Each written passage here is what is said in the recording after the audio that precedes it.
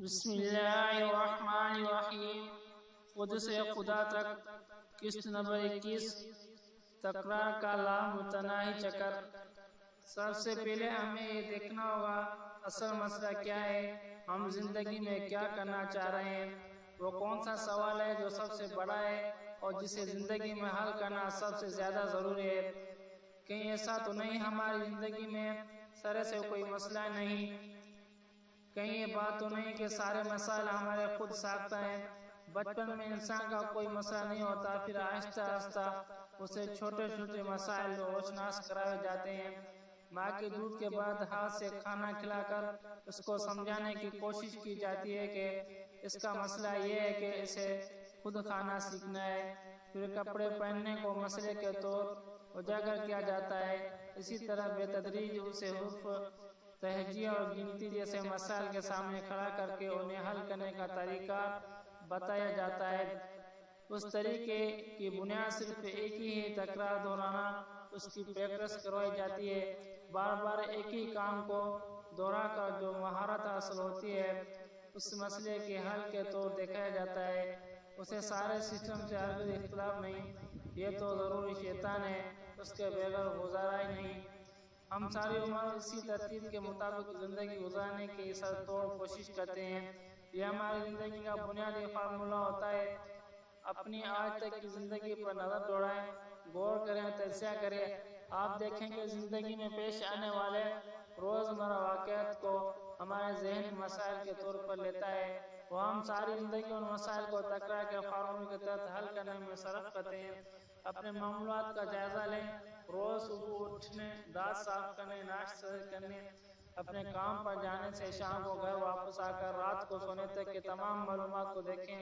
آپ ہر شے، ہر عمل تکرار کی صورت میں کر رہے ہیں، یہ ہمارے ذہن کی پروگرامنگ ہے۔ ہم اپنی ساری زندگی کو ایک مسئلے کی طرف دیکھنے کے عادی ہیں، اور ان مسائل کا حل نکالنے کے لیے ہمارے پاس جو سب سے آخری اوزار بچتا ہے، جس پر سب متفق ہیں، وہ عقل ہے۔ تکرار کے ساتھ ساتھ ہم ہر مسئلے کے حل کے لیے اپنے عقل استعمال کرتے ہیں، کیونکہ اس کے سوائے انسان کے پاس اور کوئی ذریعہ نہیں جس سے وہ اپنی زندگی کو آگے بڑھا سکے۔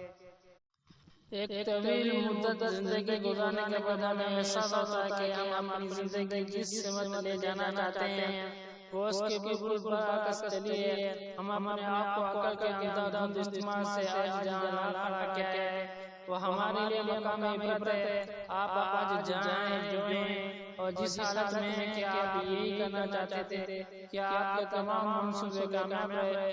خود یہ سوال پوچھیں اور جواب ڈھونڈیں۔ جب ہم یہ دیکھ لیتے ہیں کہ ہماری عقل اگرچہ ہر آنے والے نئے دن پہلے سے بہتر اور تیز تر ہوتی جا رہی ہے، کیونکہ اصول عقل کا یہ ہے کہ اس کا استعمال اسے بڑھاتا ہے، لیکن ہمیں ایک مدت کے بعد یہ احساس ہونے لگتا ہے کہ اس قدر بہتر تیز تر ہوتی ہوئی عقل کے باوجود معاملات ویسے بالکل نہیں چل رہے ہیں جیسے ہم چلانے چاہتے تھے۔ جب بھی ہم کسی مسئلے کو حل کرتے ہیں تو وہ حل ہو جاتا ہے، لیکن مزید بہت سے نئے مسائل اور نتائج کی شکل میں اپنے بے شمار انڈے بچے دے جاتے ہیں۔ یہ وہ وقت ہے جب ڈپریشن حملہ ہوتا ہے، اعصاب اور ذہن دباؤ کا شکار ہونے لگتا ہے۔ ہم اپنی صاف دکھائی دیتی ناکام زندگی سے گھبرا کر کسی نئی پناہ کی تلاش میں نکل کھڑا ہوتا ہے۔ کوئی بابا، کوئی پیر، کوئی مذہبی شخصیت، کوئی روحانی عمل ہمیں جو فارمولہ دیتا ہے، پھر ایک نیا میتھڈ بتاتا ہے، پھر تفصیلات نکل آتی ہیں، ذکر اذکار شروع ہو جاتا ہے، وظائف کا دور ہوتا ہے، بیعت کی جاتی ہے، نمازوں کو پورا اہتمام ہوتا ہے اور دینی مجالس محافل سجائی جاتی ہیں۔ یہ بالکل ٹھیک ہے، اس سے ہرگز اختلاف نہیں۔ یہ درست طریقے اور اعلیٰ عقل و فہم سے ان میتھڈز کا استعمال انسان کو بہت بڑی بلندیوں تک لے جا سکتا ہے، لیکن بات کچھ ایسی زاویے کی بھی ہے جو ہماری نگاہوں سے اوجھل رہ جاتی ہے۔ کبھی کہیں ایسا تو نہیں کہ ہم صرف زندگی کے حل میں بڑھتے ہوئے دباؤ سے بچنے کی کوشش میں تکرار کے ایک اور لامتناہی سلسلے کو اپنی زندگی میں داخل کر لیا ہو؟ کہیں ایسا تو نہیں ہم اپنے عقل، جو کہ اپنے اصل میں ہمارا نفس ہے، اس کو ٹھیک کرنے کے بجائے مزید فارمولے اور میتھڈز کی طرف چل پڑے؟ ایسی صورتحال میں یہ سب حاصل ہے، ہم اپنے خالق کو فریب نہیں دے سکتے۔ وہ جانتا ہے کہ یہ وہ آدمی ہے، وہی اس کی نفسانی خواہشات ہیں، وہی روٹینیں ہیں، صرف ادا کرنے ایک اور نیا روپ دھار لیا ہے۔ یہ مزید وقت حاصل کرنے کی کوشش کے سوا کچھ نہیں ہوتا، صرف اور صرف کسی میتھڈ یا کسی فارمولے سے نفس کبھی اطاعت نہیں کرتا۔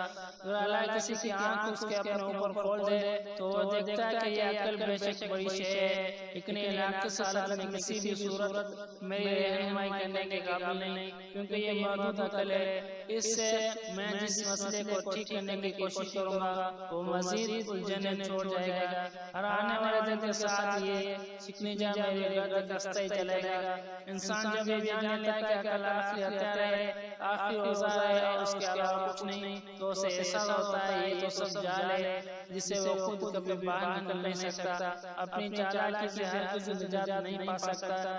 جس لمحے میں یہ احساس پیدا ہوتا ہے، انسان کی طلب اس کی ہر لحظے بے چین ہوگی ڈیمانڈ پر سکون ہو جاتی ہے، سلب ہو جاتی ہے۔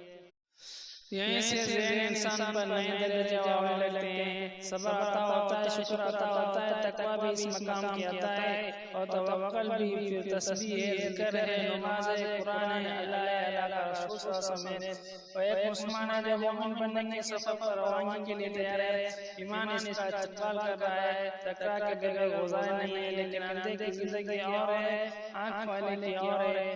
آنکھ والے نے اطاعت کر لی، سر جھکا کر اطاعت کر لی ہے، مگر انداز صرف اندھیرے میں زندہ ہے۔ حادثات انسانی نفس کی پہچان کے بغیر بات نہیں بنتی، کوئی کتنا زور لگا لے، کیسے زود کر لے، نفس کے علم کو جب تک لے نہیں لیتا تب تک پردہ اٹھانا، راز ہستی کو سمجھ جانا کسی صورت ممکن نہیں۔ اپنے سب سے بڑے دشمن کو صرف اسی صورت شکست دی جا سکتی ہے جب اس سے لڑنے والا صاف صاف اسے دیکھ کر جان لے کہ وہ آخر کس سے لڑ رہا ہے، اس کی جنگ کس کے ساتھ چل رہی ہے۔ یہ جنگ اپنے آپ سے لڑی جاتی ہے، اپنی پہچان کے بغیر کوئی کیسے خود سے لڑ سکتا ہے۔ خود کو جاننے کا سفر جاری ہے۔